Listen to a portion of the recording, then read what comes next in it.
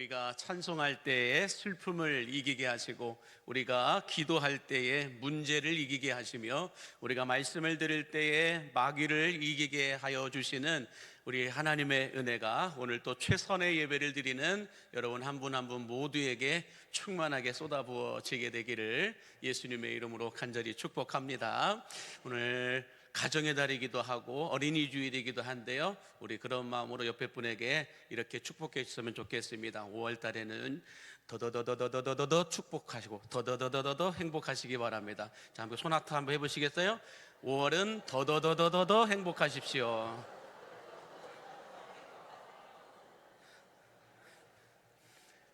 또 갑자기 음주 측정이 생각나시는 분들이 있으면 안 됩니다. 더더더더 행복하실 수 있게 되기를 바라면서요, 오늘 어린이 주일인데 예수님이 마태복음 19장 14절에서 이런 말씀을 먼저 하고 계세요. 한번 보실까요? 마태복음 19장 14절 시작. 예수께서 이르시되 어린아이들을 용납하고 내게 오는 것을 금하지 말라. 천국이 이런 사람의 것이니라. 또 오늘 우리가 교동문을 통해서 보았듯이 이런 어린아이 하나를 영접하면 곧 나를 영접하는 것이다. 어린아이와 같이 되지 않으면 천국에 들어갈 수 없다. 어린아이처럼 자기를 낮추는 자가 천국에서 큰 자이다. 계속해서 어린아이를 천국과 비교하여 말씀하고 있는 것을 볼 수가 있는데요, 무슨 말씀이냐면 어린아이가 교회 안에 가득한 교회가 천국 같은 교회임을 믿으시기 바랍니다. 그래서 교회 안에서는 어린아이들의 이 떠드는 소리, 웃음소리가 가득해야 할 줄로 믿습니다. 천진난만하게 아이들의 웃음소리와 또 떠드는 소리가 교회 안에 가득할 때 그 교회가 건강한 교회이고 천국 같은 교회임을 믿으신다면 아멘 하시기 바랍니다. 자, 그러나 코로나 이후 한국교회 교회학교는 먹구름이 가득 차 있다라고 말해도 틀리지 않을 것 같습니다. 한번 표를 보여주시면은 코로나 이후에 여러분들 한국교회 100명 미만 되는 교회들은 교회학교가 사라진 곳이 48.8%가 된다라고 말하고 있고요, 48.8%가 교회학교가 사라졌습니다. 코로나 이후 몇 년 되지도 않았어요.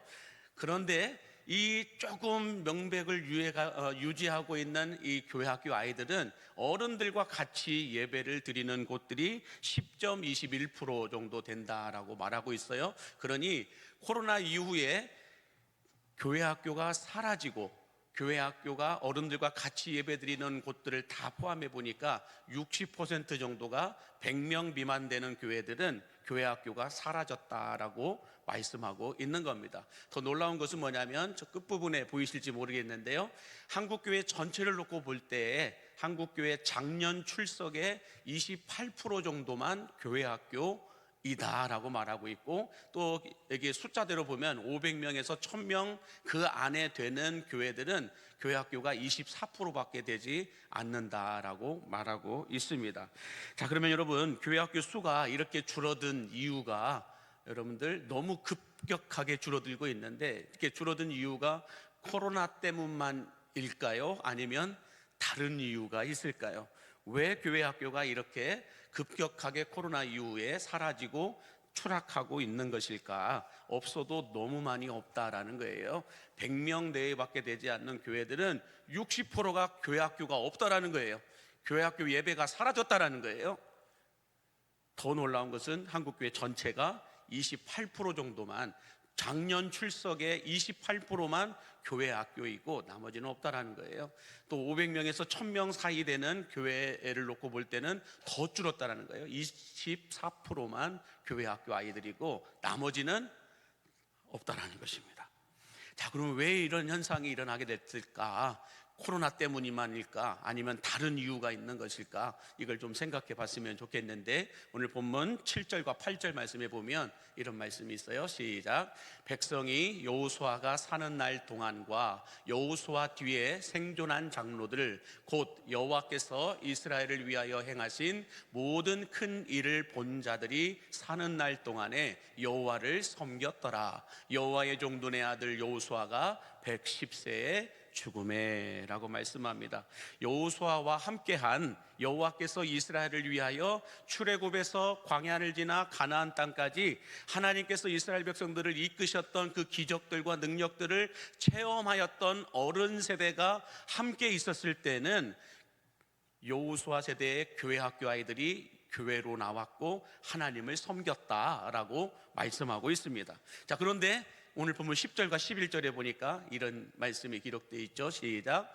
그 세대의 사람도 다 그 조상들에게로 돌아갔고 그 후에 일어난 다른 세대는 여호와를 알지 못하며 여호와께서 이스라엘을 위하여 행하신 일도 알지 못하였더라. 이스라엘 자손이 여호와의 목전에 악을 행하여 바알들을 섬기며 라고 말씀해요. 자, 여호수아와 또 함께 하였던 하나님께서 이스라엘 백성들을 이끄시고 인도하셨던 그 기적과 능력을 체험하였던 어른 세대가 있었을 때에는 이 자녀 세대들이 하나님을 다 섬기고 믿었다라는 거예요. 그런데 이들이 다 이 세상을 떠나고 나니까 그 다음 세대들, 자녀 세대들은 다른 세대가 되어 하나님을 알지도 못하고 하나님이 매우 싫어하는 바알과 아스타롯과 같은 우상을 섬기는 세대가 되어버렸다라고 말씀하고 있습니다. 그러다가 이스라엘 백성들이 다시 회복되어지는 일들이 계속해서 사사기에 기록되어 있는 걸 볼 수가 있는데요. 제가 이 말씀을 준비하면서 놀랐던 것은 뭐냐면 여호수아가 110세에 죽었다라고 말하고 있고 또 여호수아와 함께하였던 하나님께서 이스라엘 백성들을 이끄셨던 기적과 능력을 체험한 어른 세대가 살아 있다가 그들이 죽고 난 이후에 이스라엘 백성들이 죄악 가운데 빠져 있다가 다시 회복되었던 것은 첫 번째 사사였던 온니엘이 등장하면서부터 이 이스라엘 백성들과 자손들이 다시 하나님을 찾게 되고 구원받게 되는 이런 상황을 설명하고 있는데, 제가 보았던 건 뭐냐면 이 여호수아와 어른 세대가 죽고 난 이후에 첫 번째 사사였던 온니엘이 등장할 때까지 이 시간이 몇 년이나 있었을까를 따져봤습니다. 과연 몇 년 만에 이스라엘 자손들이 그렇게 하나님을 모르고 하나님을 떠나고 또 바알과 아스라롯과 같은 이런 우상 숭배를 하게 됐을까? 과연 몇 년 만에 그렇게 됐을까? 사사기 시대는 350에서 400년 가까이 기간을 놓고 이야기합니다. 사사 시대를 350에서 400년 정도 된다라고 말씀하고 있는데, 자, 그러면 여호수아가 죽고 난 해부터 시작해서 첫 번째 사사였던 온니엘이 등장할 때까지 이 기간은 몇 년 정도 되었을까요? 맞추시는 분들에게 오늘 첫 번째로 식사할 수 있는 기회를 드리겠습니다. 자, 몇 년 정도 됐을까요? 사사 시대는 한 350년 정도로 보고 있는데 몇 년 정도 될까요? 한국 사람들은 주관식이 약합니다. 자, 1번 300년, 2번 30년, 3번 60년, 4번 엄청 많이. 자, 몇 번일까요? 자, 침묵하고 있다고 해서 피해갈 수가 없습니다. 놀랍게도 여호수아가 죽고 난 이후 첫 번째 사사 온니엘이 등장할 때까지의 시간은 30년밖에 되지 않았습니다.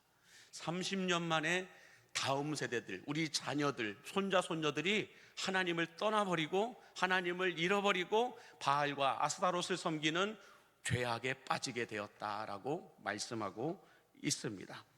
자, 그렇다고 한다면 여러분, 이스라엘 자손들이 어쩌다가 이 지경에까지, 이 상황에까지 오게 되었을까? 그 이유가 무엇일까를 우리가 고민해야 되는 거고, 그러면 어떻게 하면 이 이스라엘 자손들이 다시 하나님을 찾고 다시 주께로 돌아올 수 있을까? 이것을 우리는 고민해야 하는 세대이다라고 말씀드린다면, 그러면 오늘 우리가 함께 고민하고 생각해 봐야 될 것은 우리들의 다음 세대들이라고 하는 자녀들이 우리보다 더 건강한 신앙생활을 하고 더 행복한 신앙생활을 하기 위해서는 무엇이 필요할까? 이것을 함께 나누어 보기를 원하는데요. 첫 번째로 이렇게 말씀하고 있어요.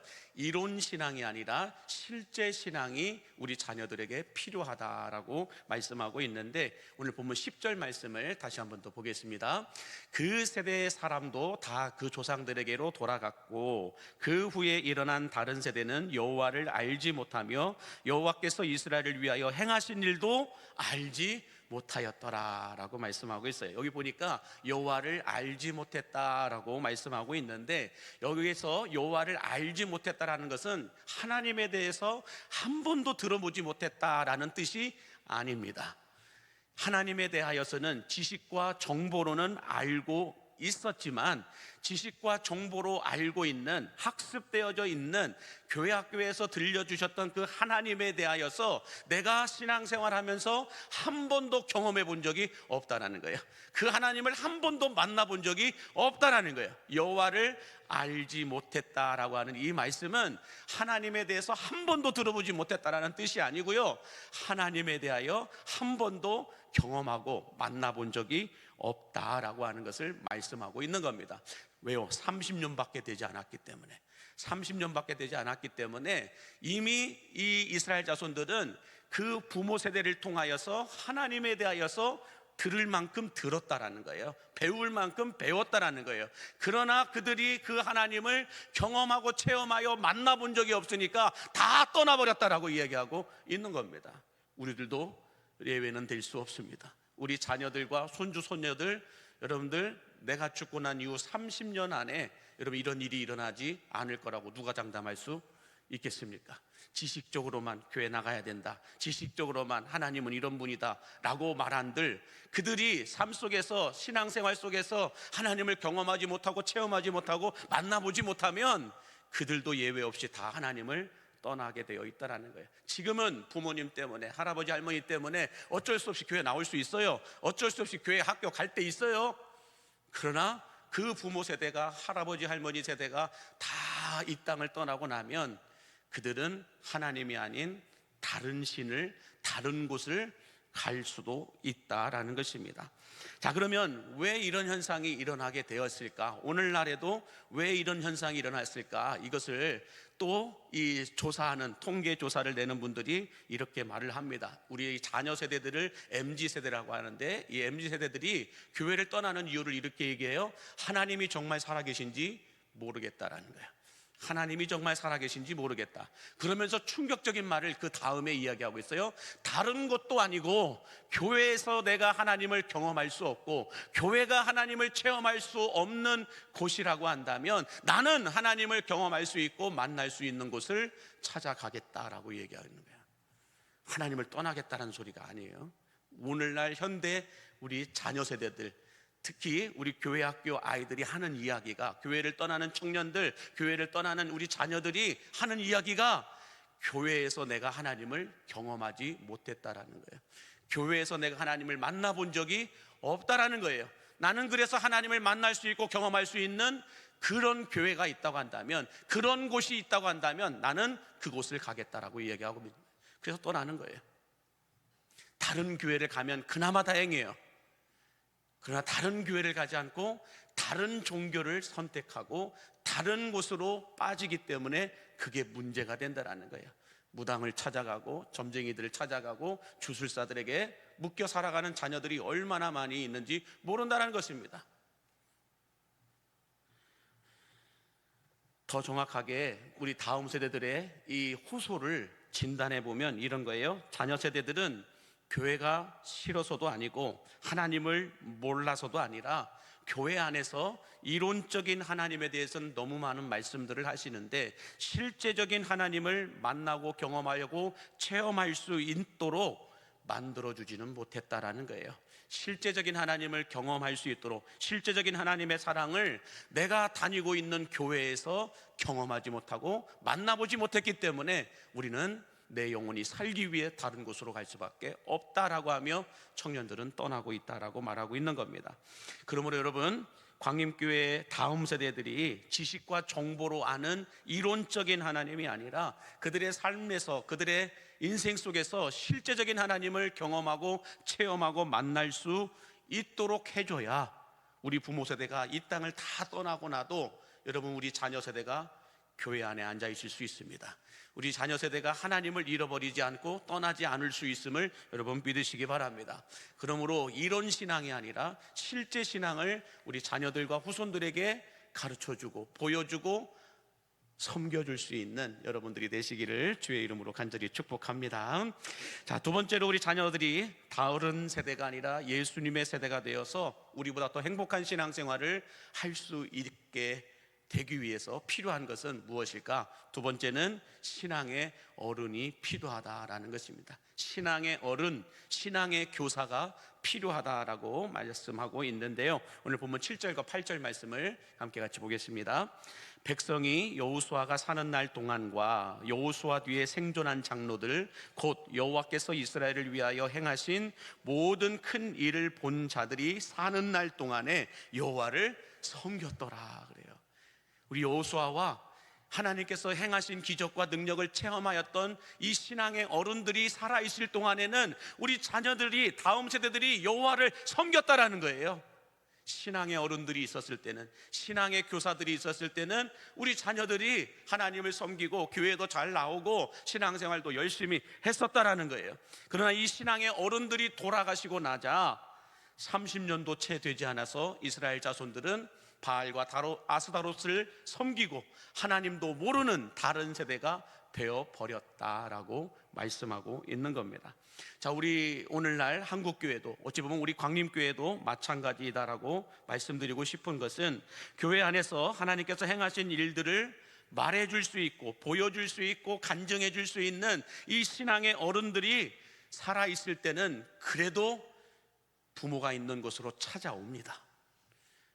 1년에 몇 번이라도 부모가 있는 곳으로 예배하러 나옵니다. 어렸을 때는 부모의 품에 있었을 때는 그래도 피곤하고 지치고 힘들어도 주일학교 예배 갑니다.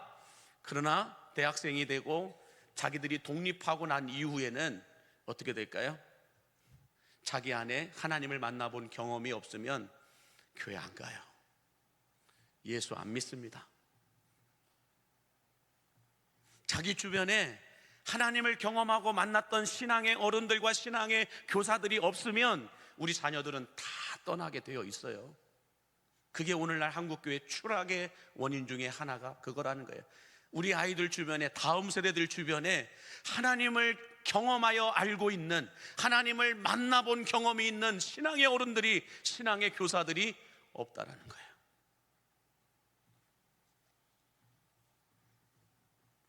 그래서 우리 아이들에게, 우리 다음 세대들에게 내가 만난 하나님은 이런 분이다, 하나님이 우리 가정을 얼마나 이렇게 지켜주시고 보호해 주셨는지, 하나님이 우리 교회를 얼마나 이렇게 지켜주시고 보호해 주셨는지, 그 믿음의 세대들, 신앙의 어른들이 여러분들 사라지고 나면, 그 신앙의 어른들이 하나님을 말해줄 수 있는, 경험하여 알고 있는 그 하나님을 말해줄 수 있는 신앙의 어른과 교사가 여러분들 사라지고 나면 우리 다음 세대들은 교회 나오지 않는다는 거예요. 하나님 잃어버리게 되어 있다라는 거예요.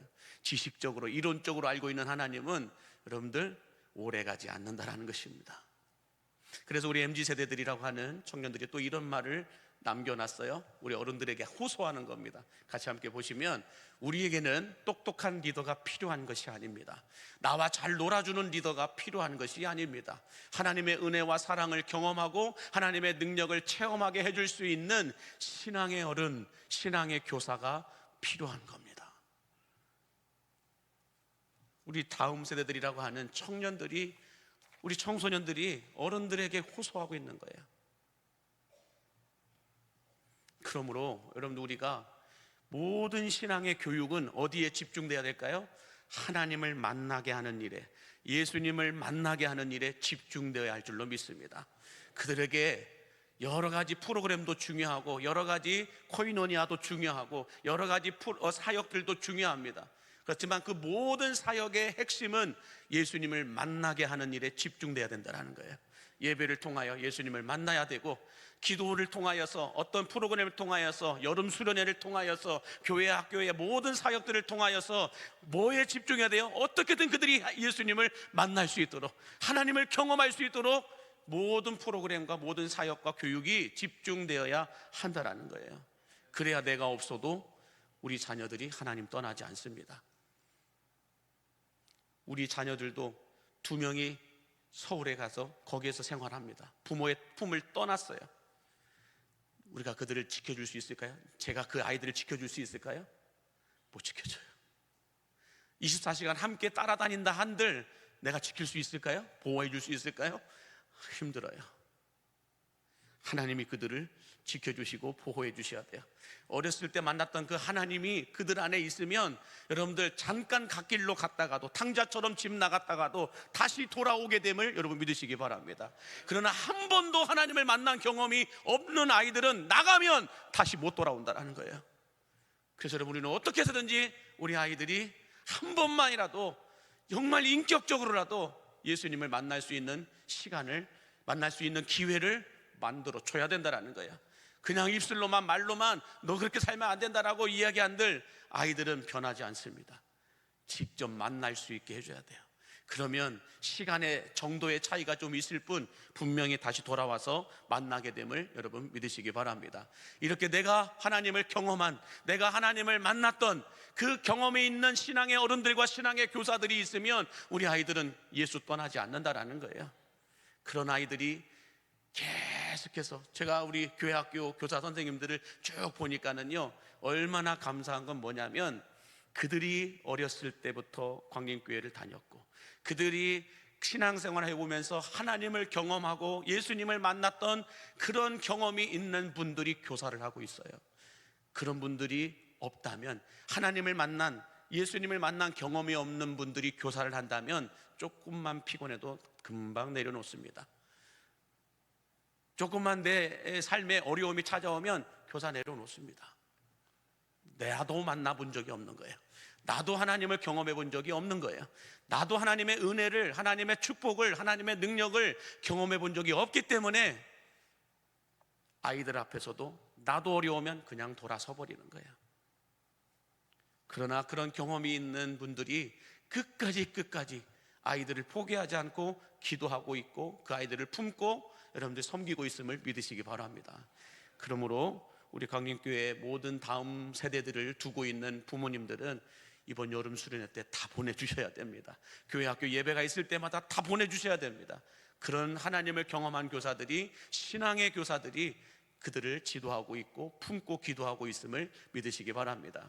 그들만 있을까요? 우리 3040 다음 세대들도 마찬가지죠. 우리 신앙의 어른들이 다음 세대들에게 광림교회를 어떻게 지켜왔는지, 하나님이 우리 광림교회에 어떤 은혜를 베풀어 주셨고 어떤 능력을 베풀어 주셨기 때문에 이렇게 모진 비바람이 그렇게 많았음에도 불구하고 교회가 이렇게 건강하게 성장하여 평안하여 든든히 서가고 있는지를 우리 신앙의 어른 세대들이, 다음 세대들이라고 할 수 있는, 여호수아 세대라고 할 수 있는 3040 이음교구에게 보여주시고 가르쳐 주셔야 된다는 거예요.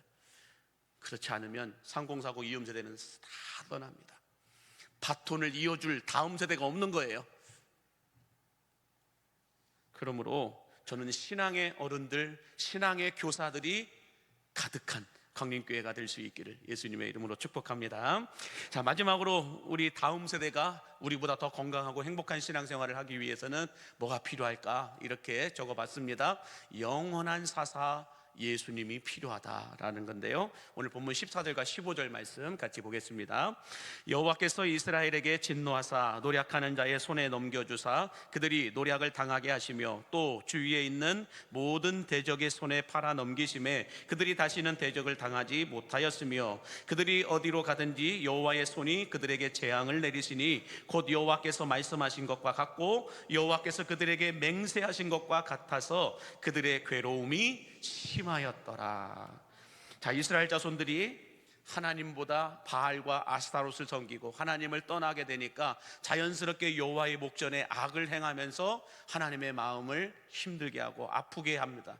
그러자 하나님이 이스라엘 자손들을 향하여 징계를 내리십니다. 그래서 노략하는 자들에게 노략하도록 그들을 내어줘 버립니다. 대적하는 자들에게 대적을 당하도록 그들에게 팔아버립니다. 그러면서 하나님이 직접 재앙을 내리시면서 그들의 하루하루가 괴로움이 심하도록 하셨다라고 말씀하고 있어요. 그러자 이스라엘 자손들이 어떻게 해요? 슬피 부르짖으면서 하나님 우리를 살려달라고 그들이 하나님 앞에 기도하고 회개하기 시작합니다. 그래서 하나님이 그들의 기도를 들으시고 어떤 방법으로 그들을 다시 구원하여 주시고 그들을 대적의 손에서 지켜주시고 보호하여 주셨을까? 사사를 세우십니다. 사사를 세우셔서 그들을 통하여 하나님이 이스라엘 자손들을 회복해 주시는데, 우리가 읽지는 않았지만 오늘 보면 18절과 19절 말씀 같이 함께 보도록 하겠습니다. 시작. 여호와께서 그들을 위하여 사사들을 세우실 때에는 그 사사와 함께 하셨고 그 사사가 사는 날 동안에는 여호와께서 그들을 대적의 손에서 구원하셨으니 이는 그들이 대적에게 압박과 괴롭게 함을 받아 슬피 부르짖음으로 여호와께서 뜻을 돌이키셨음이거늘 그 사사가 죽은 후에는 그들이 돌이켜 그들의 조상들보다 더욱 타락하여 다른 신들을 따라 섬기며 그들에게 절하고 그들의 행위와 패역한 길을 그치지 아니하였다라고 말씀하고 있습니다. 하나님께서 사사를 세우시고 그 사사와 함께 하셨고 그 사사가 있는 날 동안에는 이스라엘 자손들을 구원하여 주셨고 대적들의 손에서 지켜주셨고 보호하여 주셨고 하늘의 능력과 축복을 쏟아부어 주셨다라고 말씀해요. 자, 그런데 그 사사가 죽고 나자 이스라엘 자손들이 또 어떻게 합니까? 또 그들의 조상들보다 더 타락하게 되고 더 패역한 길로 들어서게 되었다라고 말씀하고 있어요. 그러자 하나님이 이스라엘 자손들을 또 진노하시가 또 징계를 내리십니다. 그러니까 이스라엘 자손들이 또 힘들어 죽겠다고 얘기하면서 또 회개합니다. 그래서 하나님이 또 두 번째 사사를 세우시죠. 또 회복시켜 주시고 구원하여 주십니다. 그러다가 그 사사가 죽으니까 또 이스라엘 자손들이 타락하고 패역한 길로 들어섭니다. 그러다 또 세 번째 사사를 세우십니다. 이렇게 12번까지 사사들을 세우사 이스라엘 자손들을 구원하시고 지켜주시고 축복하여 주셨다가 또 진노하시고 또 징계하시고 또 사사를 세우시고, 이것이 반복되고 있는 게 사사시대라는 거예요. 자, 근데 여기서 우리가 얻을 수 있는 메시지가 있어요. 뭐냐면 하나님이 사사를 세우시고 그 사사와 함께 하시고 그 사사가 있는 날 동안에는 이스라엘 자손들을 구원하시고 지켜주시고 보호하여 주셨음을 믿으시기 바랍니다. 그런데 그 사사가 인간인지라 영원히 살 수가 없어요. 영원히 살 수가 없어서 그 사사가 죽고 나자 이스라엘 자손들은 또 신앙의 어른이 없으니까, 신앙의 교사가 없으니까 어떻게 돼요? 또 타락하게 되고 또 시끄러워지게 되고 또 싸우게 되고 또 패역의 길로 들어서게 되었다라고 말씀하고 있는 거예요. 그래서 하나님은 어떻게 하셨습니까? 죽지 않고 영원하신 사사, 신약 성경에서는 대제사장이라고 얘기합니다. 영원한 대제사장 예수 그리스도를 세워주십니다. 그 예수님을 믿는 자들은 누구라도 다 구원받게 하여 주시고 그 예수님의 이름으로 기도하는 자들은 누구라도 다 지켜주시고 보호하여 주심을 여러분 믿으시기 바랍니다. 너희가 내 이름으로 무엇이든지 구하라, 그리하면 받게 될 거라고 말해요. 너희 기쁨이 충만할 거라고 말해요. 예수님의 이름으로 기도하면 하늘의 능력과 축복을 쏟아 부어 주시겠다라고 말씀하고 있는 거예요. 이것이 영원한 사사 예수 그리스도이십니다. 그러나 오늘날 우리가 살고 있는 이 시대에도 우리 교회도 마찬가지입니다. 하나님이 세우신 자들이 있어요. 하나님이 세우신 주의 종들이 있어요. 하나님이 세우신 목자와 부목자들이 있어요. 하나님이 세우신 교회학교 교사들이 있어요. 하나님이 세우신 직분자들이 있어요. 하나님이 세우신 교회 안에 리더십들이 있어요. 그들을 통하여 하나님은 어떻게 하실까요? 잃어버린 영혼들이 주께로 돌아오게 하십니다. 그래서 방문자들이 있는 거예요. 그래서 구원받게 할 사람들이 있는 거예요. 우리가 기도로서 기도하고 있는 자들이 있는 거예요. 그들을 통하여 잃어버린 자들이 다시 주께로 돌아오고 구원받게 될 자들이 구원받게 하기 위해서 하나님은 리더십들을 세워서 그들을 통하여서 여기저기에서 다니며 복음을 전하게 하셨고 그들을 통하여 구원받는 사람들이 날로 더해지고 있음을 믿으시기 바랍니다. 자, 그러나 중요한 건 이 사사가 영원하지 않다고 했어요. 인간인지라 한계가 있습니다.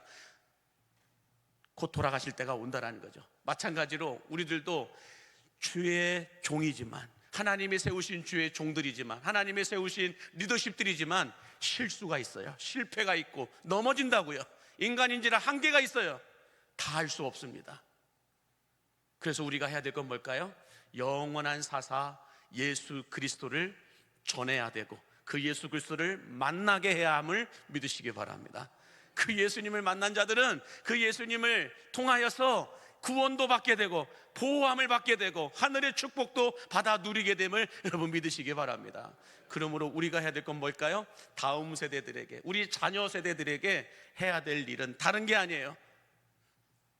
하나님이 어떤 분이신지를 체험하여 가르쳐줘야 돼요. 나도 체험해 본 적이 없는데 그 하나님을 어떻게 가르쳐요? 그 하나님을 어떻게 말해줘요? 그러므로 우리 부모 세대들이 먼저 뭐 해야 될까요? 하나님을 만나는 일에 성공해야 할 줄로 믿습니다. 예배를 통하여 하나님을 만나셔야 돼요. 예수님을 만나셔야 돼요. 그러지 않고서는 우리 아이들에게 이론적인 하나님만, 이론적인 예수님만 전해줄 수밖에 없다는 거예요. 내가 먼저 예수님을 인격적으로 체험하여 만나야 할 줄로 믿습니다. 그리고 내가 만난 그 예수님을 우리 아이들에게 소개시켜주고 우리 아이들이 예수님을 만날 수 있도록 우리는 전심을 다해서 그들을 섬겨야 할 줄로 믿습니다. 그들이 예수님을 만나고 나면 우리가 이 세상을 다 떠나고 난 후에도 그들이 그 예수님으로 인하여 다시 일어설 수 있고 그 예수님으로 인하여 다시 시작할 수 있고 그 예수님으로 인하여 다시 보호받을 수 있고 축복받을 수 있음을 여러분 믿으시기 바랍니다.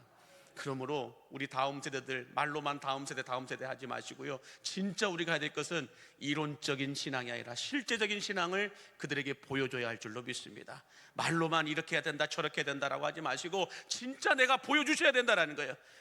하나님은 이렇게 믿는 거야, 교회는 이렇게 섬기는 거야, 그리스도인들끼리의 사랑은 이렇게 하는 거야.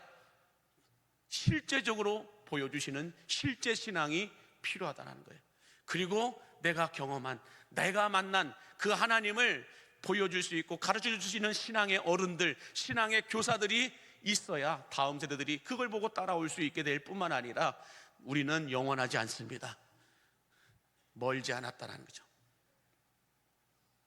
그러므로 내가 없어도 우리 아이들이 예수 떠나지 않고 교회 떠나지 않고 하나님 떠나지 않기 위해서는 어떻게 해야 돼요? 내가 하나님을 만나고 그 아이들에게 예수님을 전해줘야 할 줄로 믿습니다. 예수님을 만날 수 있도록 어떤 방법이든지 쏟아내야 되는 거예요.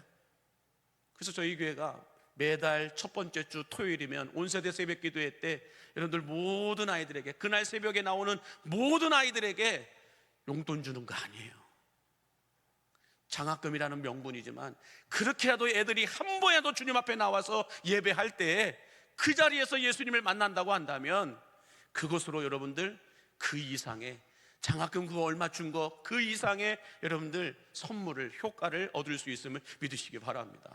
그래서 여러분들 우리가 할 수 있는 것은 어떻게든지 내가 할 수 없으면 어떻게든지 예배라도 한 번 더 드릴 수 있도록 아이들에게 용돈이라도 줘서라도 나오게끔 해야 돼요.